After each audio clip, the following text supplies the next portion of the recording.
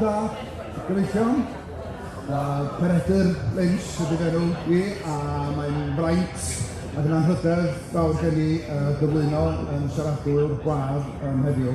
Mae'r ddarlith yma wedi cael ei threfnu gan Utgorn Cymru, sef organ swyddogol Cymdeithas Hanes Uwchbyrfau, a da ni'n ddiolchgar iawn hefyd i Alwyn yn y fan yma am bod yn gyfrifol am y rhan fwyaf o'r trefniadau. Does dim angen i mi mewn gwirionedd gyflwyno Alan i chi heddiw. Y cwbl ddwegau ydy hyn yn statud Gruffydd ap Cynan, y ddogfen sydd yn disgrifio arferion y beirdd ar ddiwedd yr Oesoedd Canol. Mae'r gwahanol raddfeydd o feirdd, maen nhw'n dynodi be ddylsan nhw wybod. Ac am y pencerdd, maen nhw'n nodi y dylaf o wybod y cwbl. Ac y mae Alan yn dydi drwy gynnyrch creadigol, drwy waith ysgolheigaidd a'i gofiannau, mae o'n sicr ddigon wedi hen gofi i fod o'n gwybod y cwbl, ac mae o'n rhannu chydig o'r cwbl yna. Gyda llaw, y testyn y ddarlith heddiw ydy Gwilym Ddu a Dewi Wyn o Eifion, a'r teitl bachog ydy y Llwyd ar y Ddu a'r Gwyn.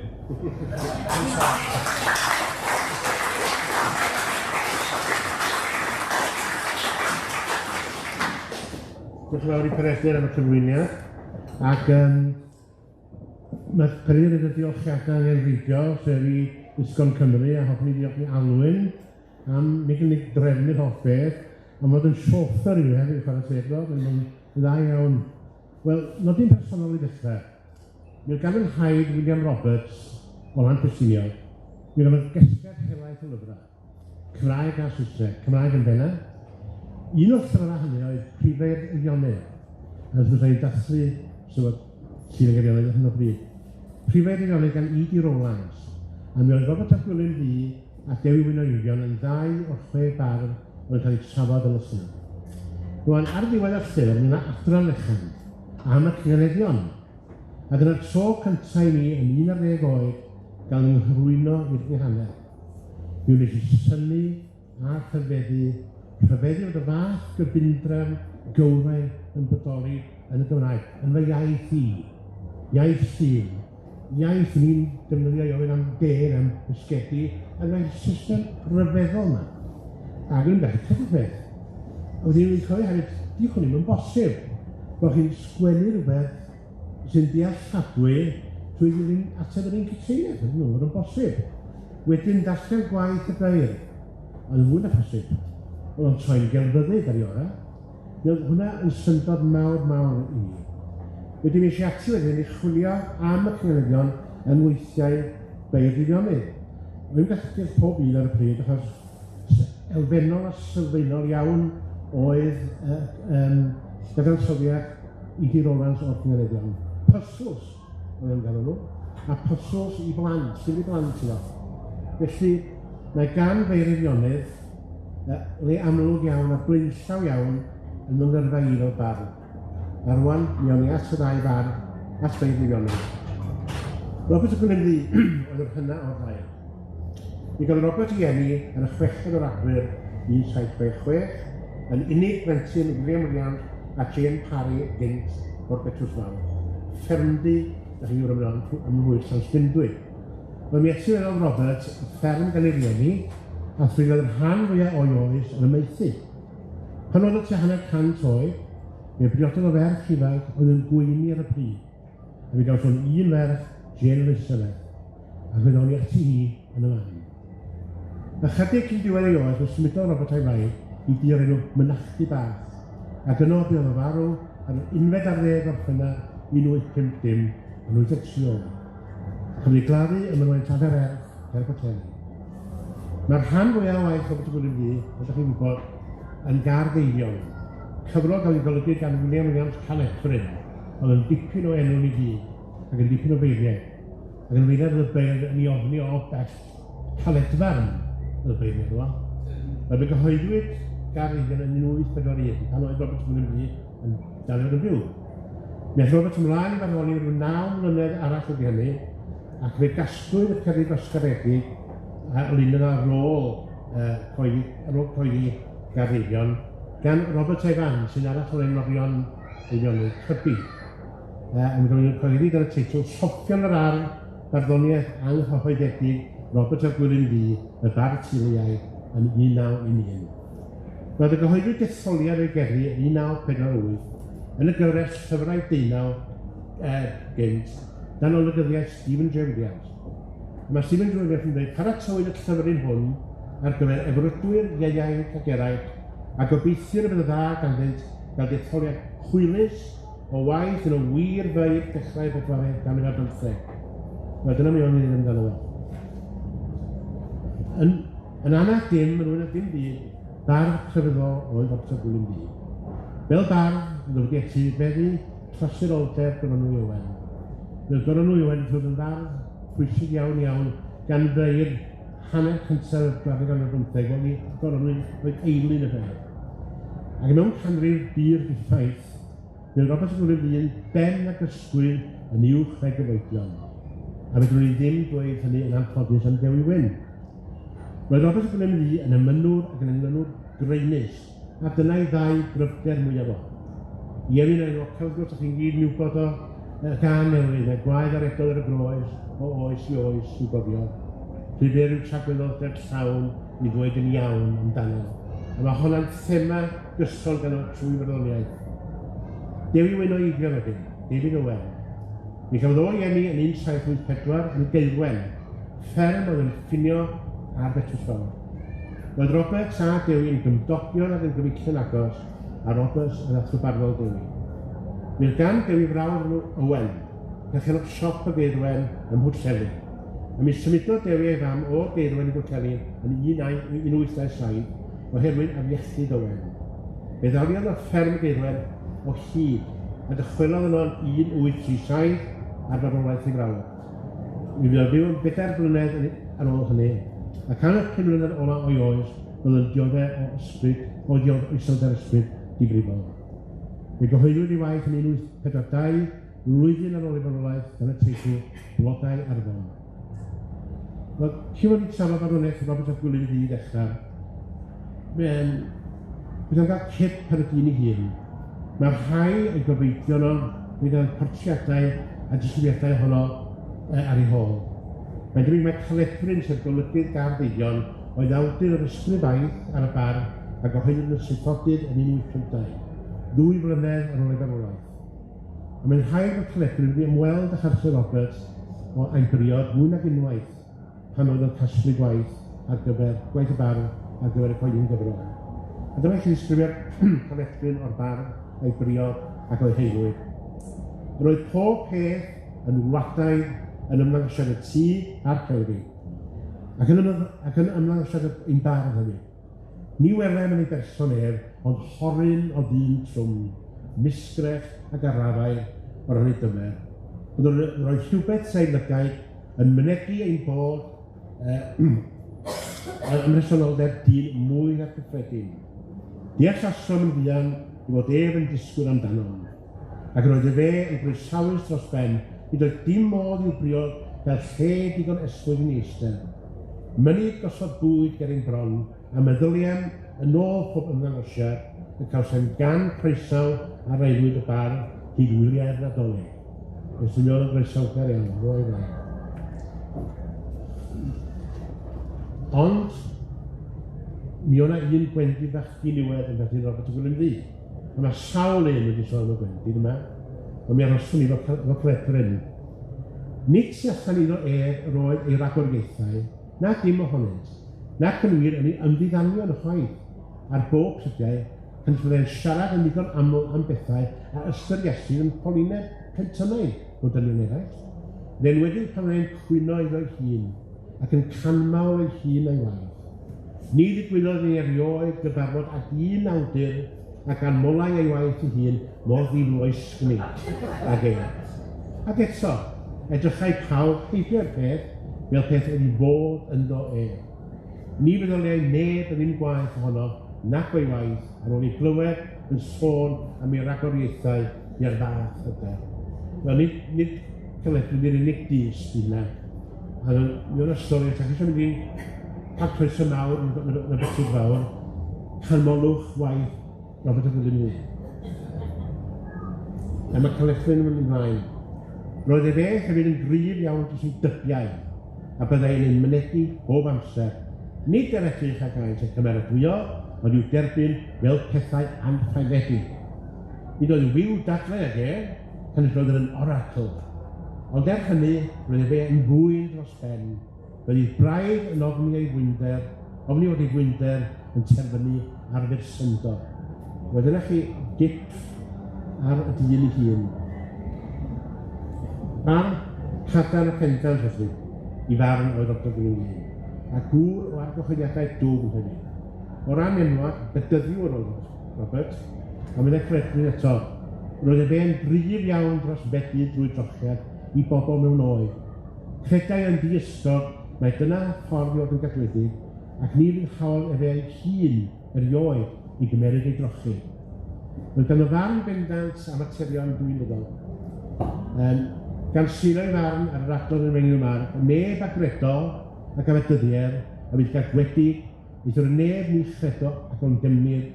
Fe gredai Robert mae di-ystyr oedd sacrament a bedyr, os nad oedd sawl yn cael ei fydyddio yn credu niw ac yn ei Iesu Grist.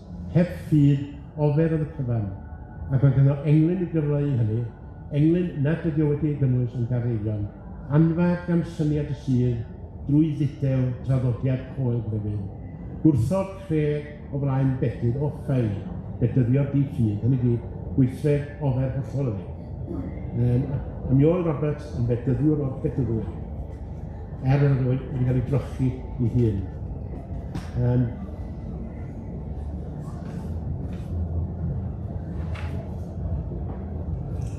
Mynd eich ledryn, byddai pregethwyr o bob enwadau yn galw heibedd o, a chaint groesaw mawr ganddo, ond anfynnu chanelau wrandaw i gyfeillion penna, os na fyddant yn bedyddwyr. Un o'r pregethwyr yn arfer galw heibio iddo yn aml iawn oedd y parchedig Robert George Llansfyrnu. Gwynidodd ar bedyddwyr ar nifer o apelion y gogledd yma ac yn ystod ei oes faith. Mi gafodd yr Deinion yn eithaf yn Llansfyrnu 1836, ar rhwng 1883 ac 1855, Robert George yn gwynidodd capel y beir y Manifionau. Ar o hân i garedigrwydd Robert Gwilym Ddu, beth fwyaf rhyfeddol yn ei gylcho yn ôl Robert George, oedd i wybodaeth o'r Beibl, wybodaeth ddiwinyddol o. A meddai o mewn nodyn anniferolaeth o'n y tyst apostolaidd. Mae marolaeth ar a Gwilym Ddu wedi ymddifadu ar ysgrifennu, sef Robert George un, o un o'r cyfeillion ffyddlonaf a feddai ar y ddear. Dangosodd y carigrwydd mwyaf tuag ataf pan oedden nhw'n fachgen i'n ddear. A pharhaodd felly hyd fydd ei farolaeth. Gymaint gymaint o addysg methodd efeil yn ei gyfeillta chef ac agefais trwy gyfrwng ymddiddan ac un dyn a welais yr oed. Roedd ei dryswyd esboniad Testament Newydd bron yn ddigyffelyb, efengil a barddoniaid oedd yn tafrydwch pennar i gennau. A mae'n ergelwch mawr i mi beth ei ataliodd i wneud proffes o'r efengil, gan ei fod yn hyfrydu cymaint i fyfyrlion di, ac i ymddiddan amdani. Ac yn ôl Caledwyn eto, roedd fe yn hynod ddicheddol ar ysbrydneddau, ac yn barthus gan ei gymdogion. Edrychyd arno fel darn o broffwyd gan y Werinos, a rhyfeddig ei alluoedd gan fawrion ag eraill, ac yn enwedig gan y beir. Roedd fe yn hynafieithydd da. Roedd fe, nid yn unig wedi darllen llawer o'r mater yma, ond roedd fe wedi gwneud y peth yn destun ei arwediad i raddau mwy na'r cyffredin. Ac yn ydol yn beroriaethydd rhagorol, sef yn gerddor. Talodd lawer o sylw i hyn y more ei oes, a daliodd amlynyddau i gael hyfrydwch i wrth wyddoniaeth yma, sy'n mor gydweddol ar ddawn barddonawr. Ac mae hoffter o gerddoriaeth yn amlwg iawn yn ei barddoniaeth o. Enghraifft, ei farnad o'i Adrodd Ramodd. Mor dawel oedd ei helynt, wrth ddysgu i ganu gynt. Hybyr a difyr ein dau, lliosen braidd bob ceisiau. Trin egwyddor chwroriaeth ar olau gerdd y reol gaeth. Hwyr aros, lawer noson, i gyrraedd dull braidd y dôn, ond ffraidd gwybodaethau, ber i'w hynt un i barhau. Yna hi beth arall sy'n ei mewn marwniaeth o dro ar ôl tro i byrder bywyd un. Felly, aelwyd gyda feddwl felly, oedd y betrus fawr, ac aelwyd war a diwylledig mewn cymdeithas war. Mae dosgwyddodd Roberts ei ddiwylliant i unig ferch, Jane Elizabeth. Hi, y ferch amryddawn yma, oedd canwyll i lygad o. Felly mi allai gan i'r piano'n fedrus ar oedd hefyd yn llenydda, sy'n llawn yn gwybod hynny. Ond digwyddodd tragedi. Bu farw'r ferch hynod disglair yma o'r diciau yn 1804, pan oedd yn 25 oed. A mi ganodd ei thad wrth gwrs awdl wirdynol ar ei hôl. A caledwyr eto. Torwyd Pryn Lawer ar ystrid Robert Williams a iawyd at farddoni pan mi farw ei ferch yr honnodd yn ferch ieuanc, brydferth, synwyrol a dysgedig, ac hefyd yn blentyn ei henaint. Cynnes fer yn hir iawn yn dwy'n y teitl, hen lang y Betrws Fawr, ymhlith ei gydnabyddiaeth, a pharodd sôn am ei briodas, gryn syndod drwy'r ardaloedd. Pa fodd bynnag, roedd y fe wedi'r rhoi ei serch yn fawr ar Jane Elizabeth, ei hi oedd hyfrydwch ei lygau, ac roedd hi, hwn i'r hyfryd, yn ddigon call i allai ei dirwyn am ei bys fel y mynau. Roedd hi yn eithaf cydnabyddus a hoff ystafelloedd dirgelar i galon, nad ydoedd o'n 2 oed pan yr hynno. Roedd y marwolaeth yn erbyn swm iddo, ni allai byth oddef ei henwi a fydd ei lygaid yn ffynhonnau o ddadlau. Roedd yn dychmygu drasio ni. A mae Seren Gomer yn dweud hyn am Jane Elizabeth. Heb iasau'r rhagluniaeth yn gweled bod yn dda i estyn dyddiau y ferch ifanc hon. Nid oes amheuaeth oedd wrth y wybodaeth ac oedd wedi gyrraedd eisoes mewn dysgeidiaeth, a bod yr awen Gymraeg wedi disgyn arni i raddau helaeth iawn, na fesai yn dyfod yn fuan yn blodeu'n hardd yn y gymdeithas dynol, a ffrwyth ei myfyrdodau yn ei ddanwch i'r genedl a ddel, ond gwywodd y blodeu'n cymdo gyflawn agor. Wel, mae dwi'n mynd y tar wrth awdl unol amdani. A hon yr awdl mae un o'i bethau mawr. Y fi Llwydfar o'i fleddiw, mawr ei boen hwng marw o byw mewn dan o'i hun. Mae'r grynhoi ialad wrth gwrs oedden ni'n gwybod mewn englyn enwog iawn iawn. Ymholais, crwydrais fel cri, o chalar hir chwiliais amdani. Chwilio'r celloedd o'i ddeuddi a chwilio her ei chael hi. Ac yn y lluniau hwnna mae pwysles yr acen trwy'r gair her i bwysleisio'r weithred ofer o'ch yn amdani.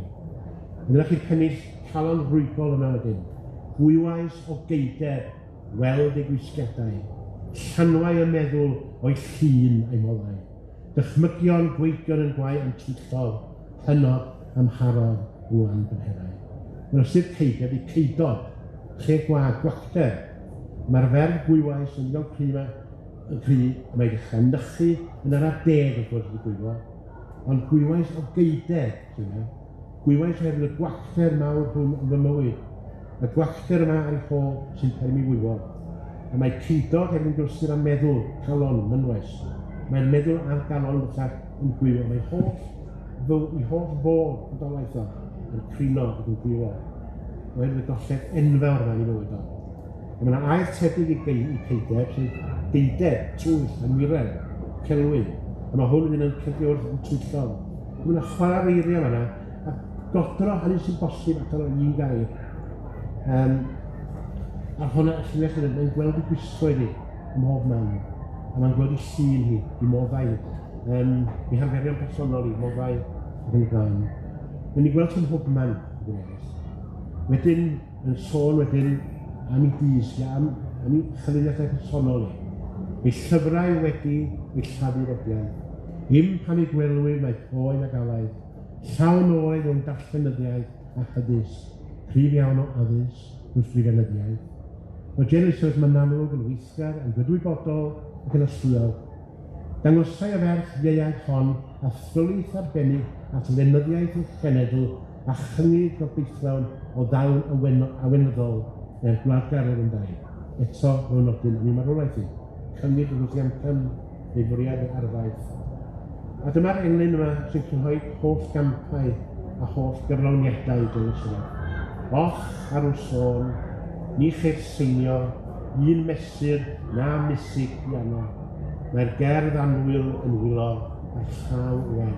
Yn y cymrydydd ni'n dweud, mae'r gerdd anwyl, mae'r cerdd yn cyfyn o ddau beth, barddoniaeth yn asynoriad, a llaw wen ydw.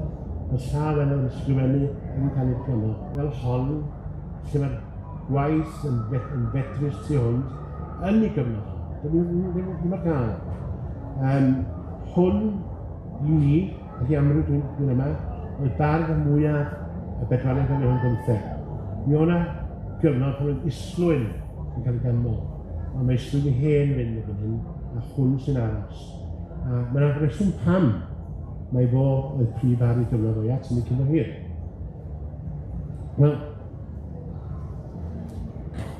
da ni cael argraff mae Llwyd ddedwyd iawn felly oedd y betws fel cyn gwernoleg Elizabeth. Bardd oedd Robert ac garau gymdeithas Beir. Fe Dewi Wyn ac yn sargyfeillio ac yn dogion, ac fe alwa nhw yn hau i gilydd yn gyson.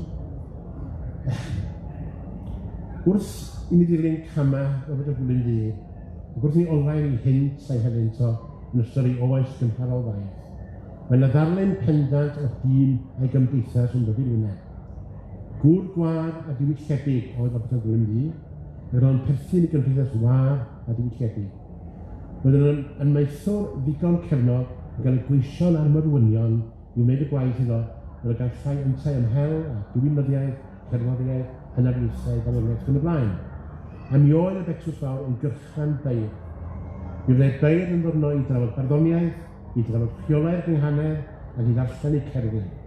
Dyna chi math o gymdeithas diwylliedig sy'n hwn yn bodoli yn Eifionydd yn hanner cyntaf y bedwaredd ganrif ar 15. Os ni'n dweud mae'n fanol Beir gorau Cymru yn y ganrif yna, o bellol. Yn ôl Clethrin eto, ychydig ag anolau e fe hefyd am waith neb byw, heb lawr i waith ei hun, a gwaith Dewi, a sôn am goronwy y fyddai achos bob amser. A Dafydd ap Gwilym, a gai Bryn Le yn Isel, sy'n syndod i mi, mae'n bar ysferach mawr ni'n cael gymaint o dderbyniad gan Robert o Gwilym Ddu. Wel, aelod arall o'r gyfeillach na o Beir, yn wahân i Dewi Wyn, oedd Elis Owen Cefn Isir, un arall o feir i Gwynedd. A mi oedd yn rhyw lun o berthyn i Robert o Gwilym Ddu, mi oedd hwn hefyd yn medru hyn iawn. Mi gyhoeddwyd i waith o gan y teitl Cell Meidwi yn 1877. A'i ddau englyn yn moca fo di, dwi'n siŵr bod yn gwybod nhw, i englyn oedd Dic Aberdaron, ieithydd uwchneithwyr wythwaith, gwir ydoedd geiriadur pob talaeth, aeth angau a'i bymthengiaeth o Bryn Awr a'i Hebrin iaith. Ac wrth gwrs, yr englyn bydd argraff i fenyw gelwyddog. Dwedodd a fedrodd trafi o gelwydd, gwyliwch eich Hebri, neu hiddywedd dwi'n credu i bawb, mae'n yn ner y byd. Wel, mae gan Robert o Gwilym Ddu gywir iddo, cywir i anfon yr awen i gyfach ei gar a'i gyfach, sef Elis Owen. Roedd Elis Owen hefyd yn hael i gweso. Yna ddau ddaw yn cael oriau i ddyrwch yn hwn i glir wrth yn golli ym myd yr awen. Ac fel hyn, mae Robert o Gwilym Ddu yn sôn am gweithgarwch nhw, a'i cyfeillach nhw, bri ofydd i'w bro Eifion, a handir Beir ceir yw hon. Pegwn air, pwy a gawn is yn y gwylod nag Elis, da yw einiau deieni, da er ned yw'n hifo'r ni, sef yw'r hael, wrth noddwr Beir Gwyn, er ned yw'n hifo'r ni, cryf ei farn y cryfar fydd, os cryf un ysgrifennu, caeth glo am ei wybodaeth yn rheolau'r cinciau cael. Dos ymlaen i ddeifeino a chwarfedd o chi'r ôl. Arfer di byrddedd y bardd wrth gol, mae'n werth ei gyfach. Hyd ar hwn chodiwn yr haf, a gwerth oedd fel gardd addaf. Gwron Beir gorau'n y byd, gŵr hyfwyn yn gar hefyd. Gŵr y maint goronwy môn o ddaw rai hen dyrwyddon. Swy lawn fodd y tridiwn mis i gadw gŵr gyda gyfeil. Hiafl, rhigl, mistrolaeth Llwyd a'i gyfrwng. Ac yn Eifionu, fi ofyn i'w bro Eifion, a handir Beir ein yw hon. Wel, yn sicr, mi oedd yr Eifionydd honno yn ardal yn ryfeddol o bwythau o'r amdiwylliant. Ar farwolaeth ar ei Llywyn yn 1868, bydd gan y Tys Cymru hyn i ddod yn beirdd Gwynedd. A mae 7 mlynedd ar hugain pan gladdwyd Dewi Wyn. Dilynwyd gan Robert a Gwilym. Yna daeth Siôn Wyn i ymadael. Siôn Wyn o chwilio gan orweithio trwy fywyd. A nesaf o'r llaso yn ebyn fardd ac yn ddiweddaf os Elis Owen gan y meisyn ar y 7fed ar hugain chwilio 1868. Roedd Pedr Fardd yn frodol o Eifion ac Owen Owens o fod mithoedd Owen Llwyd yn gyfaill mawr i enwogion ei gynnydd. Ond drwy fod i wedi swydd i Lerpwl, sef Pedr Fardd, y mor ei oes, ac yn y llall yn trwy gymhelltio Lloegr, ni chyfrifwyd hwynt yn yr odoliaeth beirdd y Gionedd. Roedd beirdd y Geirwen a'r Betws cael ei cyfri fel prif o'r reclau yng nghysgur yr awen, a theimlid hyder mawr yn ei barn. Roedd y ddau brif feir yn droch fedyddwyr, ac roedd holl aelodau frodoliaeth yn ei dilyn yn hynny. Cyfrifwyd fod yn rhaid i bob dyn a byddai gael ei gyfrif yn fardd yn ei gynnydd fod hynny yn wrth fedyddiwr babanol. Roedd beirdd i gynnydd o gyda geithio'n Siôn Wyn mewn ymgylchiadau pryd. Nid cael ei gwasgu gan angen i gannu am damau gyfara yr oedd ei hawen, ond ymbryseri yng nghanol golygfawr cartref llawn i fynwysu merch neb wen, mam Llywyn.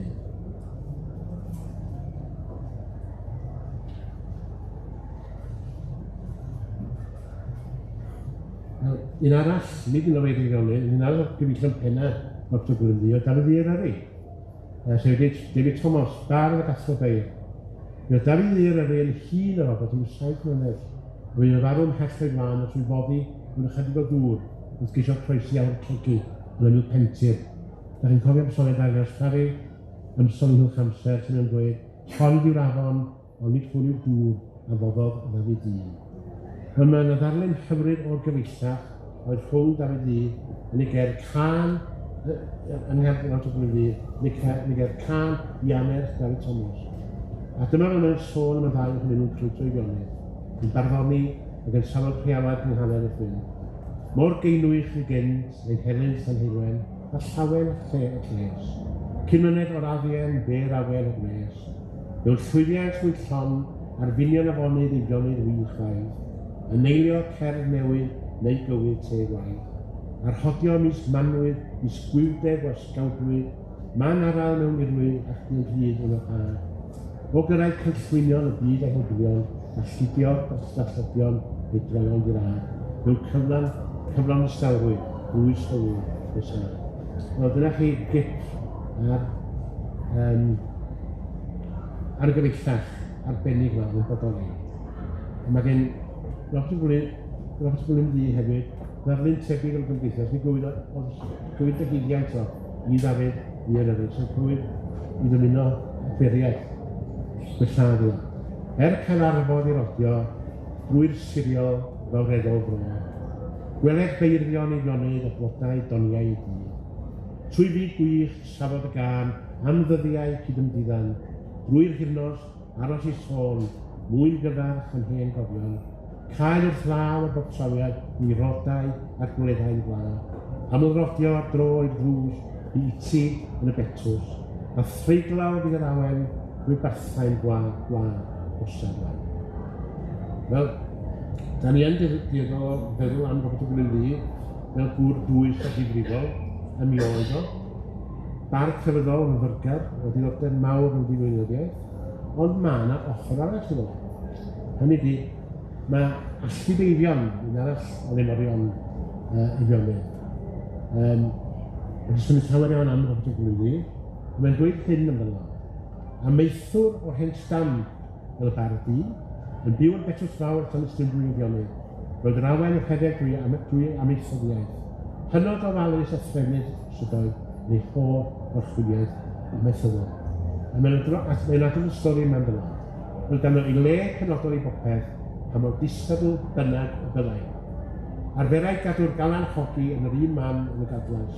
Ond erbyn rhyw bore, roedd rhyw chlotwr wedi chadrata, yna dywedau y bar yn ffraeth. Roedd gen i galan hogi a lle pwrpasol i fi. Ar y gilfach yn y dar, lle gwyneb gwas yn dau. Fe ddaeth i'w dderin digri a'i droed fel ceiniog dandi, ac yn y doedd o'n gerach gwan neu dygau'r galanhygu. Fod yr haear nimbrwn i dorri'r hos ac yndwn, fe hogwn gyda'r galan grin, cawn arno'r min ac ymwneud. Wel, mae yna nifer o ddigymau fel yna wedi goroesi. Wel, mae yna un blwyddyn yn hanes y ddau fardd, Robert o Gwilym Ddu a Dewi Wyn o Eifion sy'n clymu'r ddau yn hyn a'r flwyddyn hwnnw di 1819. Yn 1819, cynhaliwyd ystyr enwog Caerfyrddin. Bydd yn manteisio fewn o'r ganwg ar ei gyfle i gysylltu gorsod y rhaid yn swydogol ar ei Steddfod. Wedi gweld orsedd heddiw. A dyma chi ddechreuodd y peth. Testio'r englyn yn Caerfyrddin oedd i'r delyn newydd ffantio. Ac fe anfonodd Robert o Gwilym Ddu yr englyn hwn i'r cysadleuaeth. Peiriant i Gernor Parawd, ar eithaf y wythus ar Wybel, Teri eitha 3 wythawd, eillau'n sgorf werthwys gwawr. Ond gwallter mechain yn lle sydd a mi dybio Robert bod nhw'n cael cam yn ei rat yn iach yn ei gam. A mae'n dweud ar hyn yn Seren Gomer. Am ei englyn o'i hun, canol wrth gwrs, cynhanedd eithaf newydd a meddyliau gwreiddiol, y nateb i briodoldeb natur y testyn, a ffridd i ben cer dafal yn gwrthau'r deall. Dyna mae'n dweud yn englyn ei hun. Ac wedyn, dyma englyn gwallter mechain, cethiadau tanau tynion y delyn i'r diles feddylion, odlais sain ti odlais on, llais neu ddal, llys defolion. Wel yno Robert, cynhanedd sathrebu, y meddyliau cyffredin ac arwynebol, ac nid pyr briodol i'r testyn. Dyna chi oedd englyn gwallter. Mae hefyd yn condemnio meddylion, ac mae meddyliau i'r sosod, a fe fydd nhw'n fwy o'r englyn. A fe gohiddwyd englyn budigol gwallter yn Seren Gomer. Yn hyd a 3 englyn anfudigol, ac un o'r rheini oedd englyn Robert. Nawr, mae rhyw gysodydd wedi cawlio englyn Robert. Yn lle Teri eithaf 3 wythawd, wedi rhoi Teri eithaf 3 wythawd. Hynny fi, 420 o fodiau. Ac yn ôl Robert, byddai'n gwyo'r englyn yr hyn yn weithred bwriadol gan rhywun, rhag gofyn ar llefwyr Sathanwyd Seren Gomer, sylweddoli mae englyn o ydyn gorau. Sabotage go iawn. Gnawd ydyw i mi ofyn bellach a oedd dichell bwriadol gan ryw rai yn gwneud fas o'r had ar fy englyn, gan fod yn amlwg i bob bardd yn 3 englyn blaenorol wedi ei gyfynnu'n deg. Pa beth allai fod yr achos? A oedd i'n nofni bod englyn yn orfod y rychol i'r cyntaf, bod hwnna'n nillio y trwy, mae'r rychol wedi i'ch ei geffil blaen, ynddo? So, ceffil yn arwain wrtharedig. Pen campwr neu feistr yn drosedol. Rhag ofni rhywun sylweddol mae englyn oedd y gorau. Wel, mae rhywun yn ffordd neu gilydd yn sylwyddo fod yn y drwg yn y caws yn y Steddfod Caerfyrddin. Doedd neb ar y pryd yn gwybod faint o dwyllwr a ffigwr oedd Iolo Morganwg. A hwn yn y beiniad. Ac mae'r Iolo a Gwallter Mechain yn gyfeillio'n penna. Y ddau wedi cydweithio ar arolwg ac yma economaidd methoddiaeth yn ei Cymru. A wedi gyhoeddi'r astudiaeth yn ymwneud 2 gyfrol. Y General View of the Agriculture and Domestic Economy of South Wales, 1985. Tybed nad o Iolo wedi rhoi'r wobr i'w gyfaill. A hyn oll wedi peri i Robert am y brwg mawr yn rhywbeth. Wel, canlyniad hyn oll, diolch beth, oedd i Robert a Gwyn Ddu gefnu ar yr Eisteddfod am byth. Hwna yn y digwyddiad, hwn yn ysbardyn. Ond chyfnod bod chi'n dweud, wel, dyma ni'n Eisteddfod, mae hwn yn dal nadre am Eisteddfod. Wy'n sôn nawr am smonau rhyfeddol Israel, Eisteddfod Genedlaethol, ar Eisteddfod Taleithol, Eisteddfod Gwynedigion yn enwedig, yn y bedwaredd ganrif 15. Gwaith David Wyn ar yr sy'n gwerth o'r gwbl iddyn nhw. Na Dewi Wyn o'n rhan fwyaf helaeth o bethau. Felly, dyna pam mae Robert a Gwilym Ddu ben y gysgu ysgwydd uwchbeir i ganrif. Nad oedd ddim cysadlu. Mi oedd y Steddfod, yn ei at hynny, wedi sefydlu batrymau anffodus iawn iawn i'r bein hefelychu. Oedd Dewi wedi dilyn y patrymau yna, ond oedd Robert Gwilym Ddu ddim wedi gwneud yna. Wel, 1809, yna Steddfod wedyn yn Umbych, yn Hydref mis Hydref 1809. Ac mi oedd Dewi fel barn nodweddiadol ei oes wedi cystadlu am drwsau'r gwobrau ariannol yn y Steddfod yma. Wel, wedi ennill ariantws Gwyneddigion am ei awdl molawd Prydain a'i hamddiffyniad rhag cenedlaethol yn 1815. Yn 1811, fe dafarnwyd ei awdl at ystyn arwyrain am athyddiad yn fuddugol y sod Lle Madog fan hyn. Eisteddfod yn ofnwyr gan William Alexander Maddox, roedd Garedigion llên ei oes a fydden ni gyd i gwybod adeiladwyd y cob am Moth Madog a sefydlwyd Lle Madog. Ond wedyn ddechrau â chwith. Testyn yr awdl yn Eisteddfod Dimbych 1819 oedd yn Llangarwch. Testyn handieithol, cwbl naturiadol o'r gymdeithas, o'r Gwyneddigion. Fe dderbynwyd 15 awdl a barnwyd ei ymgais Edward Hughes Bodfari yn cael ei alw y Driw. Oedd yr awdl orau. Pam ddwyr sy'n oedd y fach. O pam arall. Mae llawer o'r farn mae Dewi Wyn o Eifion oedd bardd gorau ei oes. Dewi yn wir oedd bardd gorau Cenedl Cymru. Mi gael ei alw yn ben bardd heb neb nid yng Nghymru gan y ben bardd. Enau dawen i Dewi yn flaenaf a dodda'r dydd. Yna'i pedwar bardd amdano. Yn ei gywyd yn erchen i Dewi Wyn a Robert Gwilym Ddu. Dau o brif feirnionydd. Ac ail, yn ôl pedwar bardd, Peter Jones, ail oedd Robert Gwilym Ddu i Dewi Wyn. Ac ar dôl yn gywir dal a Gwilym Hoelyn Llyfel. Nid i Dewi yn fwyaf. Ac eto, mae Dewi wedi colli i Edward Hughes. Ond hwnna yn sioc enbyd i bawb, nid i'w beirnionydd. Bydd cryn gynnwr drwy'r dywysogaeth o y pryd hwnnw, wrth fod gwir a gwysig yn ennill yn ddau le, sef yng Nghaerfyrddin a Dimbych. A dau farn o'r enwog a Dewi Wyn a Robert Gwilym Ddu wedi colli yn y Cyfeirgrym. Gan awgrymu o dawn enwadaeth a'r penderfyniad yn y gadair i'r criw. Wel, dwi wedi cyfwyd pedwar farn Peter Jones i Soes. Bardd oedd i enni a'i fadlu'n hardol Benmaen ac ymynydd pwysig iawn. Bob ei ymynnau fel o'r rhyfedd ras, daeth llygdiau melys iawn yn llawn yn lli, ac mae'r iachawdwriaeth rad yn ddigon i bob rhai ac yn y blaen. Mi goeddodd am nifer o gyfrol y gerddi Mel Awen yn 1883, ac yn 1830 goeddodd ei ymynnau cynwad o hymnau. Nawr, y gynnal gywir i'r ddau fardd, ac mae'n cyfeirio at y cam a gafodd cam tybiedig a gafodd y ddau yn Nghaerfyrddin a Dimbych.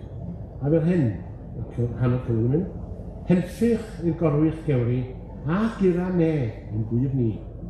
Bwrn ydyn sy'n feirniadol, cofis a'r swydiau sy'n sôn, oni dembych yn Dimbych, godi'r gwael y gadair gwych, pwynt lws yr hen Taliesin, Taliesin yn ffug enw Dewi yn y gysoddiad, pwynt lws yr hen Taliesin i'r driw bach drwy bleidiach brin.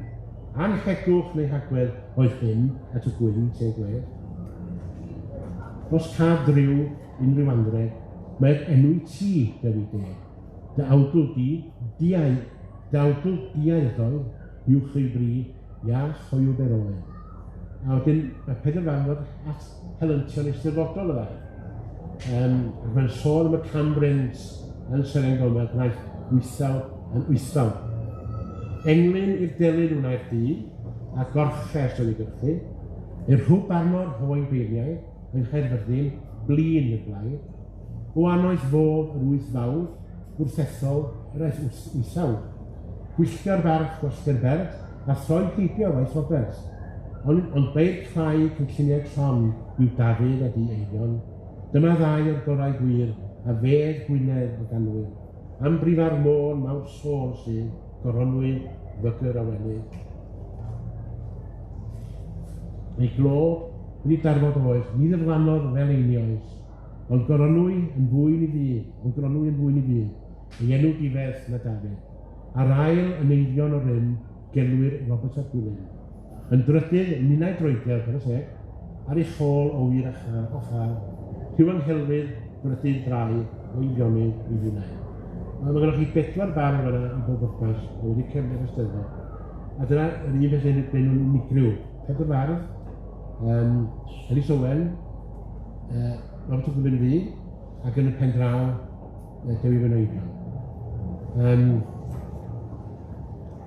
Wel, mae'n helynt ystod Dinbych wedi cael effaith enfawr ar y byd arall. Mae'r tis Cymraeg yn dweud, ni fydd Eli Owen yn ymwneud llawer ag eisteddfodau. Roedd anffawt Dewi wedi chwerwi teimlad beirnion ar y bwnc cysadleuaeth ac yn ei mis y brawd o gefnisi. Dyma'r tis Cymraeg yn dweud. Mae mi anfonodd Dewi lythyr at olygu Seren Gomer i gwyno yn y cam oedd wedi gael yn unbyth, a mi goelwyd y llyfr yr hyd llythyr yr hyn Mawrth 1820 o'r gwrtham. A mae yn wynychtod ac yn ergyd i mi feddwl bod chigwm mor wanllid, plentynau a beis wedi cael ei rioed i gydolygu am barddonau fi ar Nelson Garw. Ac wedi darllen fwy nag unwaith, rwyf yn anturio dywedyd gyda gwrwldeb meddwl a dibetyster, wyau driwn, wir drewi wnant, wyau estrys ar wystrans. Nid wyf eto wedi ymdreuloni digon, nac y chwaith yn ddigon diswydd i nodi a dinoethi gwendidau a beiau yr anawdl hon. Nid o'n nawdl. O barthsynwyr, iaith a chynhanau. Dyma enghraifft, un o'n aweddroedd, elusen fach ar lais fwy. Mae'n ddau os yna, mae'n lot gynnyddol, mae'n lot gramadegol. A mae'n dwyt cynhanedd a mae'n enheriateb. Felly, un llynedd wallus o blid amryw oedd honno yn oed Dewi. Pe mae'n nylwng dros y holl rymyn, gwyn yn ofni a byddai brychau yn digon i dywyllu a bod fel diffyg dros fwyna hanner Gwynedd Seren Gomer. Wel, mi gafodd Dewi bob cefnogaeth a chymdeimlad gan feirdd Eifionydd a beirdd Eryri. A'i gyfeillion farddol addo gwyllodd Dewi i gyhoeddi awdl heb oedi. Mi oedd hynny mewn nhw yn y reswyd arno yn y tegwch ac eich lles barddoniaeth yn gyffredinol. Ac meddai Dewi mewn yn ei lythyr at Beirdd Cymru yn ei gyflwyniad i awdl. Gyda hyn, dyma 3 cyfeillion yn ymweled â mi, sef dydd i Eryri, Gwyndaf Eryri, yn cyddathro ar y Gwilym Ddu Eifion. Ac oll yn cyd-dweud yn y wyneb bod nid yn unig achos fy hun, ond achos y byd barddonol yn gyffredinol hefyd, yn galw arnaf i frys syri y awdl drwy mas. A thrwy gefnogaeth y cymylliad hwy, dyma fi'n profi'r byd na fedr un cler fardd na chler ddyniad sy'n nghael lun sy'n Llundain, eleni, ddim sathru ar fy mhen a wenyddol ar heol i'r pwrgarwch. A mae o'n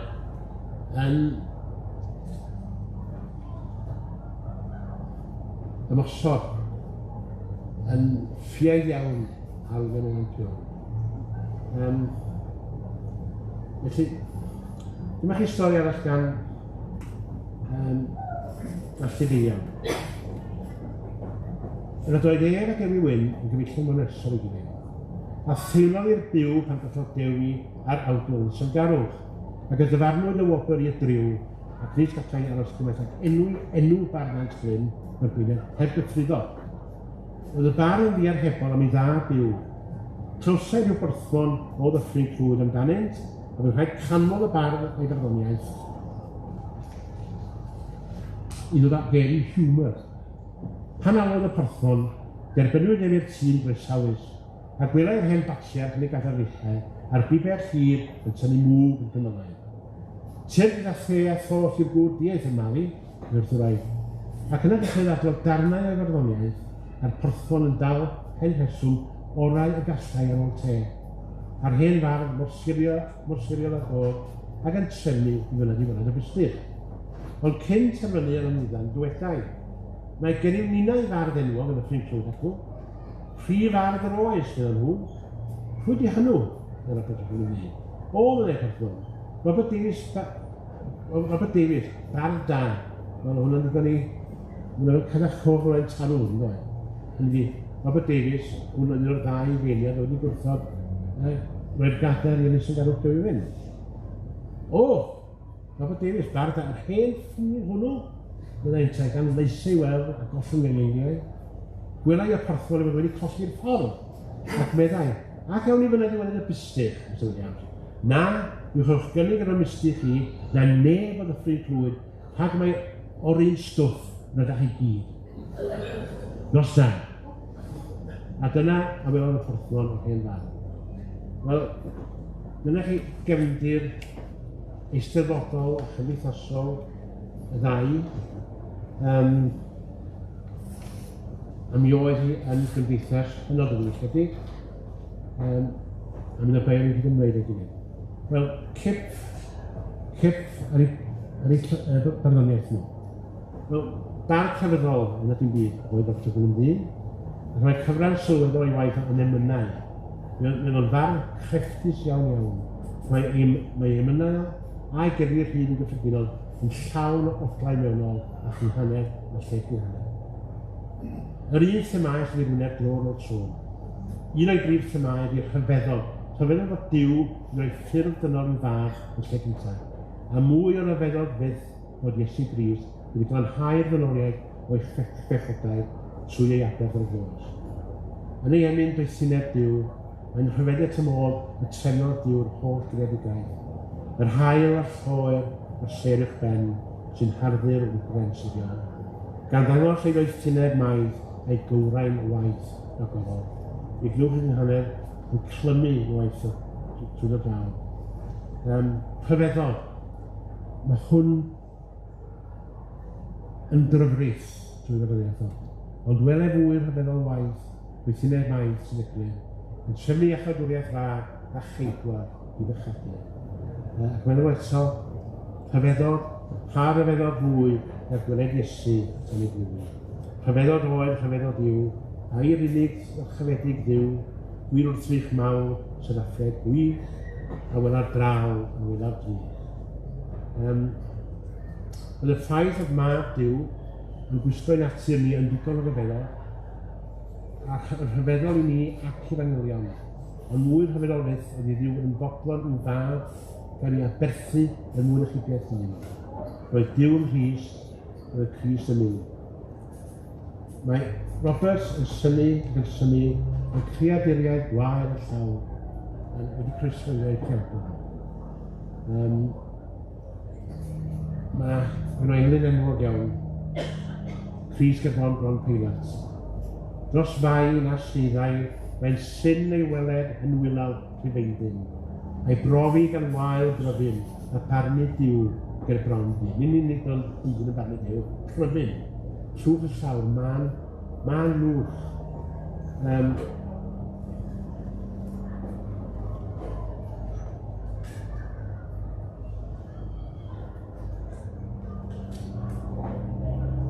Mi oedd Roberts yn mynd i'n credu'r cymod, credu'n yr iawn, sef bod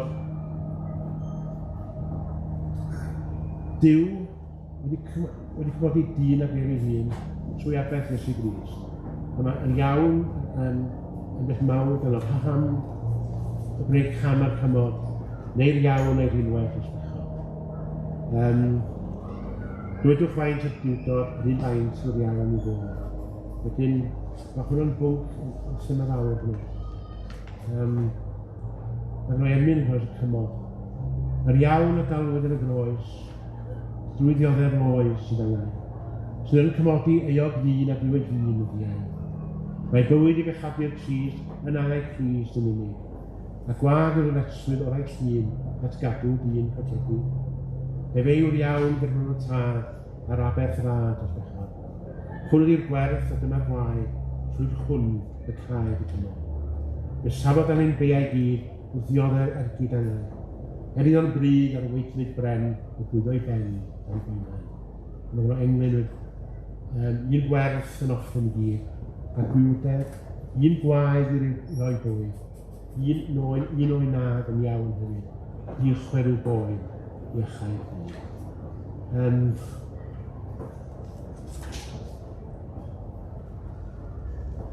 Wedyn, yn dod cip a Dewi Wyn. Pam a dydy gwaith Dewi Wyn wedi byw. Yn enwedig oherwydd oedd yn ei ganmol i'r entrychion ni oes ei hun. Mae'r peth gyntaf amdano fo ydy'r ffaith oedd yn gyngor rhugl, grefol.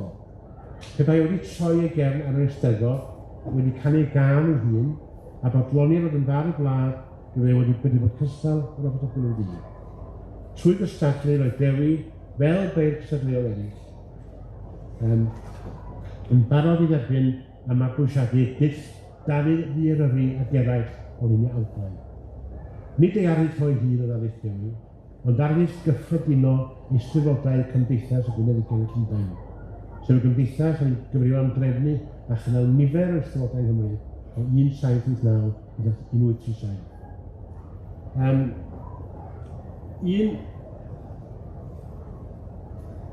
Un o ddynion drwg Cymdeithas Gwynedd Llwyd, yn ôl mae'r ganol yn un sicr, oedd William Owen Pugh. Oedd hwn yn llyrginio Gymraeg mewn i 15 ganol. Oedd yn trin yr iaith yn gwbl anwyddonol. Oedd ganwn ni ben bod y Gymraeg yn llawn o iddeud cyfansawd barddonol. A bod geiriau yma, mi'n gobeithio gyda coll gwynfa milwtni yn Gymraeg, yn eich trybydd yn anhygoel o hyn llefus os o'ch chi oedd yn ofnadwy. Ond, dwi'n wedi dweud yn ei lyfr y Grammar Welsh Language, blwyddyn 3, bod y Gymraeg yn llawn o iddeud cyfansawd. A mae'n rhestr hirfaith yna, a mae'n eiliad nysgyd. A mae Dewi wedyn, wrth gwrs, yn dilyn William Owen Pugh. A be gewch yn ei waith o? Mi gewch eiriau cyfansawd fel ddyn wywddoeth, wirbarth, i gyngeneddiad gerbyd. O'i chanian wywfaith, iawndoeth, diagell niwglon, gwywfoes, hoiwraeth, hagrwaith, gyffroli, sef cyfnod gyffroli. A wedyn, oedd hefyd yn dilyn yr arferiad yn troi bob o yn awn. Mae waith yn llunio mor hynffosiwn heddiw. Cwrain gerfial a geir minial. Tyrau a llysau trall o sawg. Gwneud yn goror ganed yn geirawd. Nes fain eglir yn ysbydaclaw. Wel, chwod, doedd i modd cabarwniaeth a os yna hynna. I waith yn o'ch cafod i Lysangarwch. A'r darn canlynol yn y Lysangarwch ydy'r beth yn woca oll yn waith Dewi Wyn Eifion. Mae y gŵr yn ymdiraw a'i dylwydd yn 89. Dan oer hun yn dwy'n yr hawl mewn trymwaith i ganwaith o ginio. Aml y mae yn teimlo min yr awer ar ei ewin, a llwm i'w gotwm gwel, dirfyn i'w waed i'w oed fel. Noswilio yn iselaidd ei bynwes yn bres o'r braidd. Da helynt cael ei blant ci oll agos a llwgi. Dwi'n ei geinio dan gwynaw yn awn eto. Rhoi angen un rhywun aw. Ac eithrio llun y tolan a rhoi angen un rhywun aw, gwan rhyfeddol ydy hwn eto. Yr aw difodonol eto. Geiriau llanw gwel a braidd, achos drawer chwythig yn mwyn gofynion yng Nghanedd, da helynt cael ei blant ci. Felly, mae'r ffaith oedd y darnau cael cael glodfori a'i dyfynydd gan yr wyth yn y gorffennol, a'i ystyried yn gampfaid, yn dangos oedd ar gyfwl enbyd roedd yng Nghanedd ynddo yn hanner cyntaf o 415, a byddai'r gyfwl yn parhau dy ddechrau i gynnig ganol. Ond i achub rhywfaint ar ei gam, dyma Dewi yn canu tu allan i gystadlaethau sylwadol. Dyma ran y gwyn i'w frawd pan oedd hwnnw'n wael. A dyna pan dwi'n dweud bod wedi bod cystal ar agos o Gwilym Ddu. So heb milio'r awdau hirfaith thrwsgwl yma. Dygyn yw dy boen dogyn di bai, cerydd diw yn cwrdd o gennau. Gwybydd dan awd ofyd dad, nad yw cerydd yn cariad. Yna o'i law anwylion wedi cerydd fel coron. Pob iselder a cherydd, fel cyffur dan fesur fi. Wyr y meddyg remoddion, gorau o'n yw'r union. Ni rydd naf ar ddyn i fydd, un fer boen, na foi'r byd. Yna byd o hyn, mae'n rhywbeth o Gwilym Ddu yna, i athro. Mae'n edrych dramatig yn fi, wedi cerid o'r coron. Wyr y meddyg remoddion, gorau o'n yw'r union. Felly, dyna chi Dewi ar ei orau. Ac felly, i gloi, fel unigi polwg ar ddau o fed i Fionydd. So'r hanner cyntaf, bedwaredd gan o'r 15. Mae'n wedi bod ni'n cofio'r ddau heddiw yn ystod wythol Llwyd o Gyfionydd. A chofio hefyd y gymdeithas unigryw yna oedd yn bod yn Eifionydd yn hanner cyntaf y bedwaredd ganrif ar 15. Sef un o'r gymdeithas wedi cynhyrchu Robert a Gwilym Ddu. A mae Robert a Gwilym Ddu i mi wedi bod y blaen yn un o'r darn mwyaf oll yn y bedwaredd ganrif ar 15. Diolch yn fawr.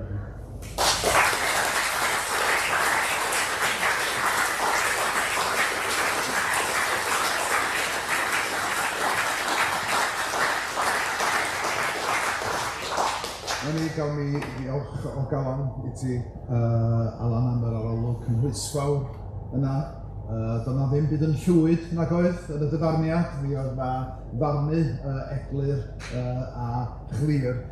Gai atgoffa chi hynny bod na ddwy ddarlith arall. Mae yna ddarlith ar J.R. Jones gan Dewi Wyn ym Mhabell y Cymdeithasa 1, ddydd Mercher y 9 o Aws, unwaith eto am 5 o'r gloch. Ac wedyn mae yna y ddarlith ar y parchedig John Elias gan John Aron, a mae'r ddarlith honno i'w chynnal yn restru Capel Penlan, Pwllheli, nos Iau yr Eisteddfod am hanner awr wedi 7. Ond ymlaen ti unwaith eto, y pnawn yma, ydy diolch o wyddod calon i'r pencer am rannu o'i ddysg a'i wybodaeth. Rhowch gymeradwyaeth.